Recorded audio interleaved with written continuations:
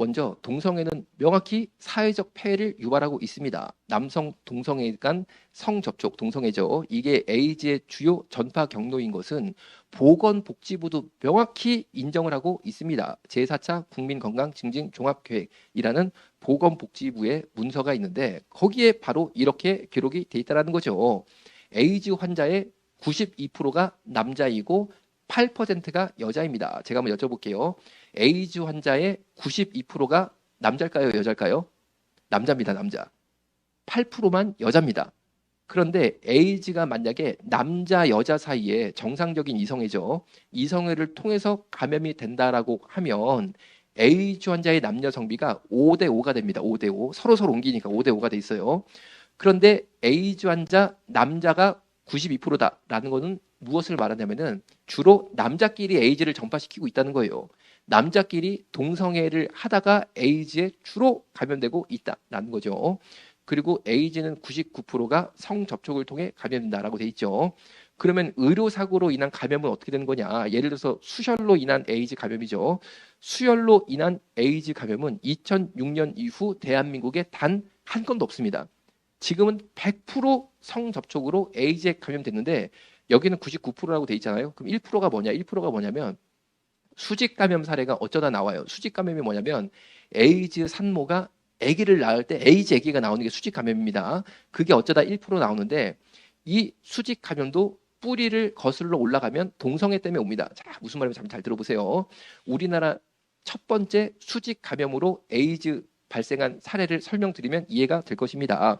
이 새댁이요 32살이었어요. 그래가지고 첫 애를 예쁜 딸을 임신을 했습니다. 전혀 율랑 여성이나 성매매 여성이 아니었어요. 완전 정상이었습니다.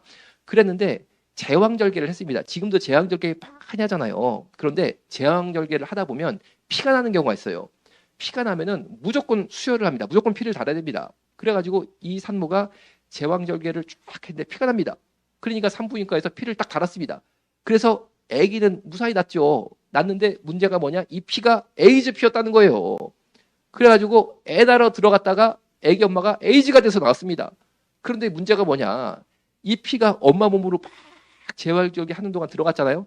그게 아기한테도 가가지고 아기가 멀쩡한 애였는데 나오다가 에이즈에 걸려서 나왔어요. 나오다가 에이즈 아기가 나왔어요. 이런 경우가 이제 1% 나오는 거예요. 에이즈 감염에. 그래가지고요. 이 아기가 어떻게 되냐? 너무 예쁜 딸이 응애 하고 나왔는데 에이즈 걸린 채로 나왔더니만 2살 때 에이즈로 장이 다 터져서 장출혈로 죽습니다. 이 꽃다운 아기가. 그런데 에이즈 피를 누가 수혈합니까? 누가? 동성애자들이 수혈합니다. 동성애자들이. 그런데 놀랍게도요. 에이즈 피를 수혈을 했단 말이에요. 동성애자들이. 그러면은 혈액 검사소에서 검사를 돌려보니까 에이즈로 판명이 되면 당연히 버리죠.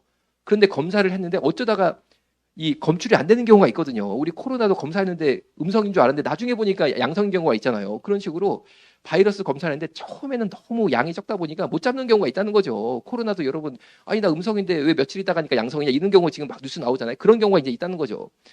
그런데 그런 경우는 빼고 그건 뭐 국가도 어쩔 수 없으니까. 그런데 첫 판에 딱 돌렸는데 벌써 에이즈 나왔습니다. 그러면 당연히 이 피를 제공한 수혈자한테 전화를 해서 선생님이 에이즈입니다 라고 말을 해야 된다라고 저는 생각을 하거든요. 여러분 어떠세요?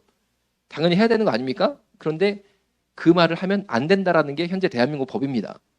왠지 아세요? 인권 침해라는 거예요. 그 말을 하면. 그게 왜 인권 침해냐? 이런 주장입니다. 에이즈 검사를 목적으로 해서 내가 병원에 가서 저 에이즈 검사로 왔습니다 해가지고 에이즈 검사를 해서 결과를 들어야 내가 기분이 안 나쁘지. 내가 에이즈 검사하려고 수혈한 것도 아닌데 기분 나쁘게 나한테 왜 에이즈다 아니다 그런 말을 하냐 이런 거예요. 여러분 그럼 국민들은 어떻게 되는 거야? 국민들은 어떻게 되는 거야? 아니 여러분 그 사람들 기분 나쁘면 무조건 법으로 하면 안 되나? 우리 예배 못 드리게 하면 난 기분 나쁘던데? 그럼 우리는 뭐 인권 침해 당하는 건가? 아니 어떻게 논리가 교회를 향할 때랑 동성애자 할 때랑 이렇게 다르냐는 거죠. 그래서 수혈을 받은 피해에 대해서 검사했는데 에이즈로 판단이 돼도 본인한테 전혀 얘기를 안 해줍니다. 얘기 안 해줍니다. 얘기한 공무원이 처벌받습니다. 처벌받습니다. 그렇게 우리나라가 지금 돼 있어요. 다음 볼게요. 계속 그 파워포인트 볼게요. 그랬는데 결국에 그 수직 감염도 이 혈액에 대한 부분이 동성애자의 헌혈이니까 결국 동성애가 1%도 마찬가지로 문제라는 거죠. 그랬는데 여기에 또 한 단계 더 고민해야 될 문제가 있어요. 그게 뭐냐면은 에이즈 환자가 92%가 남자라서 이 주로 남자끼리 동성애를 통해서 에이즈 감염이 되는 거구나라는 것까지는 우리가 얘기 들었어요. 그런데 그 다음 얘기가 있습니다.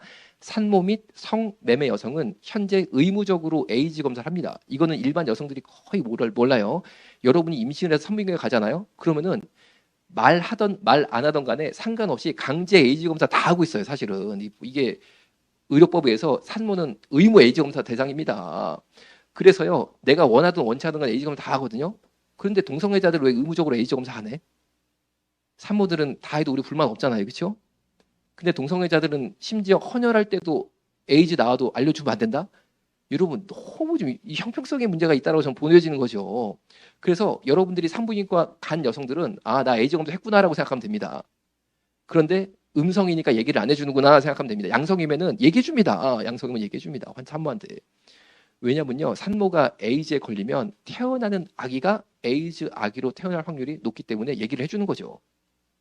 그리고 두 번째로 성매매 여성은 국가에서 의무 에이즈 검사를 합니다. 그리고 에이즈가 아닌 걸로 나오면 보건증이라는 걸 발급받는데 그 보건증을 가지고 있어야지만 성매매업소, 유흥업소죠. 유흥업소라고 사업자 등록이 규정되어 있는 업소에 취직해서 일을 할 수 있어요. 그러니까 우리나라는 성매매는 불법인데 사실은 반대로 말하자면은 정부가 어떻게 보면은 보건증 제도를 통해서 나름 관리를 하고 있는 거예요. 업장들을. 그러니까 업장의 어떤 실태를 어느 정도 정부가 알고 있는 거죠. 그래서 에이즈 검사를 무조건 합니다. 무조건. 정기적으로. 그래서 에이즈가 나오면 보건증 발급을 안 하고 따라서 성매매업소에서 일을 못하게 만들어요. 정부가. 그러니까 우리나라의 여성 대다수는 이미 강제 에이즈 검사를 했다라고 보시면 돼요. 일단 내가 임신해서 산부인과 갔다 하면 무조건 다 하니까. 그럼 우리나라의 현재 에이즈 검사를 안 한 여성들은 누구냐? 임신 안 한 사람들, 산부인과 안 가본 사람들, 그런 사람만 에이즈 검사 안 했으니까 굉장히 수가 적은 거죠. 거의 다 했다라고 봐야 되는 거야. 다 했다라고. 그러면은 반대로 한번 물어볼게요. 오늘 오신 우리 남성분들 중에 형제님들 중에 나는 에이즈 검사를 했다. 손 한번 들어보세요. 나 에이즈 검사 했다. 아무도 없죠. 했다고 하면 이상한 거지. 왜 했어? 이 생각을 우리 하는 거죠. 저 사람 왜 했지? 남자들은 거의 에이즈 검사 할 일이 없습니다. 우리가 에이즈 검사를 왜 합니까? 뭐 좀 수상한 일을 했으니까 좀 걱정이 돼서 할래나? 그쵸? 정상적으로 산 남자들 에이즈 검사 왜 하러 갑니까? 할 이유가 없잖아요. 그런데 여자들은 거의 다 있다는 거죠. 지금 여기 계신 분들도 거의 다 에이즈 검사 했을 겁니다. 왜냐하면 산부인과 가봤으니까. 그러니까 여기 계신 분 여성분들은 에이즈 아닌 거예요. 남자들은 모르는 거고 죄송한 얘기지만 검사를 안 해봤으니까. 그런데 아니죠. 여기 와서 기도하실 정도면 에이즈 관리를 했겠습니까? 남성들이. 자, 이제부터 한번 잘 들어보세요. 대한민국 거의 모든 여성들은 싹 다 에이즈 검사 했는데 에이즈 환자의 8%가 여자고 대한민국 남자들은 거의 에이즈 검사를 안 받았습니다. 안 했어요. 그런데도 대충 해도 그냥 92%가 남자다. 이 말은 뭐냐면요. 남자, 여자 공평하게 에이즈 검사를 싹 다 하잖아요. 그러면은 에이즈 환자 남자 비율이 99.9999%가 나올 거야 아마. 아직 검사를 안 받았기 때문에 안 나온 남자 에이즈 환자가 엄청나게 깔려 있다는 거죠. 검사를 안 받았으니까 92%밖에 안 되는 거예요. 다 받으면 확 올라가는 거예요. 코로나도요. 다 해보세요. 검사율이 확 올라가지. 진단율이 올라가지. 그런 겁니다. 그러니까 무슨 말이냐면요. 대한민국 에이즈 감염은 남자 동성애로 되는 게 거의 100%에 육박한다라고 봐야 되는 게 의학적인 현실적인 관점이다라고 말씀드릴 수 있다는 거죠. 그러니까 동성애는 사회적 폐해를 분명하게 유발하고 있다라는 거죠. 자, 그런데 어떤 분들은 이거 우리나라가 동성애자들 혹은 성소수자라고 동성애를 제외하더라도 막 이상한 성적 취향 가진 사람들 있잖아요. 그런 사람들을 차별받으면 안 되니까 어쨌든 차별받으면 안 되니까 차별금지법이 있어야 되는 거 아니냐 이런 말씀도 하십니다. 그런데 이게 정 사실과 반대되는 얘기다라는 거죠. 국가인권위원회가 2016년 12월 말 현재 사건 처리 현황을 발표를 했는데 이게 최신 자료인데 15년치를 발표를 합니다. 15년치. 그러니까 16년치가 최신이죠. 15년간 차별 진정 건수가 대한민국에 23,407건이 국가인권위원회에 접수가 됐습니다. 그런데 성적 지향, 동성애나 뭐 희한한 성적 취미 가진 분들, 그런 분들이 나는 성적 취미가 이상하다고 사람들이 나를 차별하더라 라고 해서 국가인권위원회 진정을 넣은 건수는 15년 동안 81건입니다. 그러니까 1년 평균 5건이 5건. 여러분, 1년에 5개 들어오는데 그것 때문에 법을 만듭니까? 말이 안 된다는 거예요. 우리나라는 사실요, 성적 지향 특이한 분들에 대한 차별이 없는 나라예요. 없는 나라. 없는 나라입니다. 그런데 이 81건 중에 정말 문제가 있어서 국가인권위원회가 고발한 경우가 있습니다. 경찰이나 검찰에 고발합니다. 이건 진짜 이거는 심각하니까 조사해야 된다 해가지고 경찰에 고발한 건수는 15년 동안 0건입니다. 0건. 한 건도 없었습니다. 한 건도. 여러분, 한 건도 실제로 문제가 되는 예가 없는 성적 지향에 대한 차별. 차별은 없는 거지. 0건이에요. 0건. 이것 때문에 법까지 만듭니까? 아니, 차별이 없는데 법을 왜 만듭니까? 차별이 없는데. 그러면은 차별금지법의 실상이 뭐냐? 동성애자들에 대한 차별을 금지하는 목적이 아니고 사실은 동성애 반대 의견을 가진 시민들을 차별하겠다는 겁니다. 동성애 반대 의견을 가진 사람들을 차별하겠다는 게 차별금지법의 실상이라는 거죠. 예, 우리나라는 이미 개별적으로 차별금지법이 이렇게 20가지 이상이 완성돼 있습니다. 20가지 이상이 완성돼 있어요. 그래서 예를 들면 장애우 같은 경우는 차별을 받으시면 안 되죠. 장애가 가진 이유로 차별받으면 안 되지 않습니까? 그래서 3번에 보시면 장애인 차별금지법은 이미 있습니다. 그래서 장애인 차별금지법이 어떤 거냐, 단순히 차별하면 안 된다 이런 게 아니고 우리가 무조건 장애인 주차장을 구비해야 되고 일반인이 아무리 급한 사정이 있다 그래도 장애인 주차 공간에 차를 대면 벌금을 냅니다. 그리고 기업도 3%는 무조건 장애우들을 의무 채용을 해야 되고 3% 의무 채용 못하면 국가에다가 벌금을 냅니다. 이런 식으로 강하게 형성이 돼 있다는 거죠. 그리고 남녀 차별하면 안 되죠. 그래서 1번이 양성평등 기본법이라고 해가지고 남녀 차별했다가는 법으로 처벌받습니다. 그리고 예를 들어서 노인이나 임산부들도 차별받으면 안 되잖아요. 5번에 보시면 장애인, 노인, 임산부 등의 편의 증진 보장에 관한 법률로 인해서 단순히 노인과 임산부들은 차별하면 안 되니까 우리 똑같이 한번 해볼게요. 이래도 안 된다는 거예요. 어떻게 어르신하고 젊은 사람하고 똑같이 하라고 합니까? 임산부하고 일반 남자가 어떻게 똑같이 되어 합니까? 그분들은 편의를 증진해 주는 식으로 특별히 혜택을 줘야 된다. 그러니까 차별 금지한 정도가 아니고 특별한 혜택을 줘야 된다라고 해서 보시는 것처럼 장애인, 노인, 임산부 등은 편의 증진 보장을 법률로 하고 있습니다. 이런 식으로 하고 있어요. 그리고 그러면 외국인들 차별받으면 안 되지 않아요? 한국 와서 이런 얘기 합니다. 그런 경우도 보시면요. 9번에 보면 외국인 근로자의 고용 등에 관한 법, 그리고 외국인 처우법, 난민법, 국제법, 문화다양성법, 법이 굉장히 많습니다. 그래서 외국인들이라고 우리가 함부로 뭐 이렇게 막 피부색에 뭐 예를 들어서 피부색 우리랑 다르다라고 놀리고 함부로 했다가는요. 큰일 납니다. 이미 이렇게 20가지 정도의 개별적인 차별금지법은 한국 사회가 이미 구비를 하고 계속 발전하고 있다는 거죠. 그러니까 한국 사회는 차별금지법이 있구나. 이미 개별적인 차별금지법은 다 있구나. 그런데 문제가 되는 한국 기독교가 죽기 살기로 막아야 되는 차별금지법은 포괄적 차별금지법입니다. 앞에 포괄적이 붙습니다. 그러면 왜 포괄적을 붙이냐? 이유가 간단합니다. 지금까지 한국 사회가 이런 분들은 한국 사회가 특별히 좀 혜택도 드리고 복지도 하고 특별히 보호해야 된다라고 생각했던 그룹이 한 20가지 된다는 거예요. 그래서 개별적 차별금지법이 쭉 발달을 해왔는데 여기에서 벗어난 분들이 계세요. 아니 그분들한테까지 우리가 혜택을 줘야 돼? 그분들까지 우리가 특별하게 우리가 복지를 드려야 되나? 그 대표적인 세 그룹이 뭐냐면 첫 번째가 성소수자. 아니 동성애한다고 우리가 특별히 복지 혜택을 줘야 되는 거야? 동성애한다고 우리가 그분들 특별히 모시고 살아야 돼? 그거는 우리가 동의할 수가 없잖아요. 그렇죠? 두 번째가 종북사상입니다. 주체사상. 종북사상, 주체사상 빠진 분들을 우리가 특별히 그분들을 복지를 해주고 특별히 보호할 필요가 있습니까? 없잖아요. 세 번째가 이단입니다. 신천지 빠지신 분들을 우리가 특별히 복지를 해드려야 됩니까? 아니잖아요. 그래서 이 세 그룹은 개별적 차별금지법이 만들어지지 않았다는 거예요. 만들 필요도 없고. 그런데 이번에 포괄적 차별금지법의 세 가지 주요 항목이 뭐냐면요. 성소수자, 두 번째 사상이 바로 종북사상이 들어갑니다. 주체사상이 거기에 사상이 들어갑니다. 세 번째가 뭐냐면 종교입니다. 종교에 바로 이단이 들어갑니다. 이 세 개에 대해서 건전한 비판을 하면은 징벌적 손해배상금, 이행강제금을 물리겠다라는 게 골자예요. 여러분, 제가 그럼 다시 한번 여쭤보겠습니다. 이만희가 예수입니까? 저는 전혀 그렇게 안 보이거든요. 굉장히 저는 안 좋게 보거든요. 그러면은 야, 이만희가 무슨 예수냐, 말도 안 된다, 이런 말을 제가 했을 때 물론 신천지에 팍 빠진 사람은 기분이 나쁘겠죠. 그렇다고 제가 그 사람 기분 나쁘다고 돈까지 물어줘야 됩니까? 아니잖아요. 이단에 대해서 이단이라고 말을 해야죠. 대한민국의 미래를 위해서. 그리고 주체사상도 저는 굉장히 나쁘게 봅니다. 야, 김일성 주체사상? 야, 그게 아이고, 야, 6.25를 봐, 6.25를 봐. 지금 북한 사는 거를 봐. 그런 걸 왜 해? 저는 그런 입장이거든요. 이런 말을 하면 물론 종북사상, 주체사상에 빠진 분들은 기분이 나쁠 수 있겠죠. 그분들은 김일성, 김정일, 김정은을 민족의 영도자로 보니까 저한테 기분 나쁘다고 할 수는 있겠지만, 그렇다고 제가 그분들한테 돈까지 드려야 됩니까? 기분 나쁘겠다고? 아니, 여러분, 대한민국의 미래를 위해서 주체사상을 반대할 자유를 줘야죠. 반대할 자유를. 그런데 동성애도 마찬가지입니다. 동성애 아까 보신 것처럼 사회적 폐해를 일으키니까 반대할 수 있는 거 아니겠어요?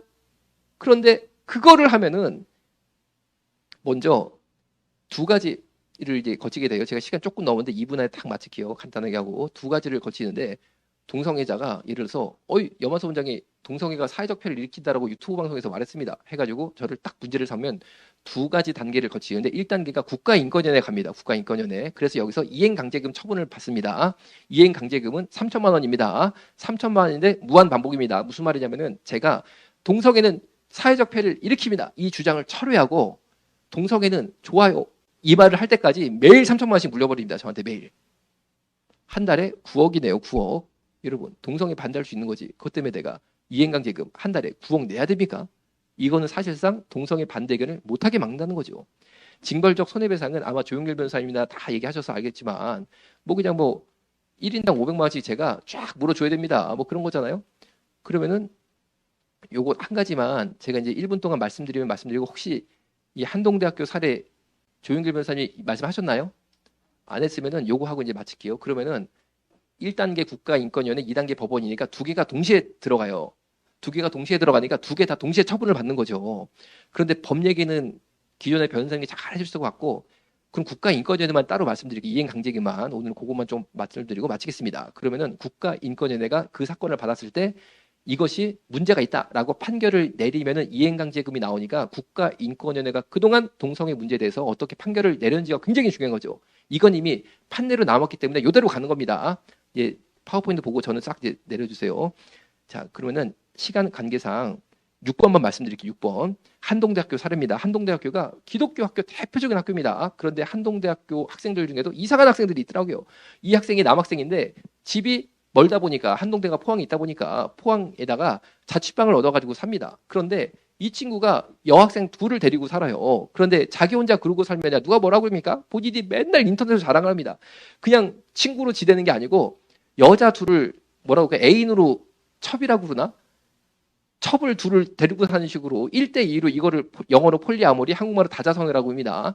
그런 아주 이거도 악한 거죠. 성경적으로 볼 때 그런 행동을 하면서 살고 좋다고 맨날 글을 올리고, 야, 내가 다자성애 해보니까 너무 좋은데 이것이 인권인데 우리 학교는 왜 기독교라는 이름으로 이런 걸 못하게 하냐? 되게 이상하다. 우리 한동대에 다 일어나서 해보자. 이런 얘기입니다.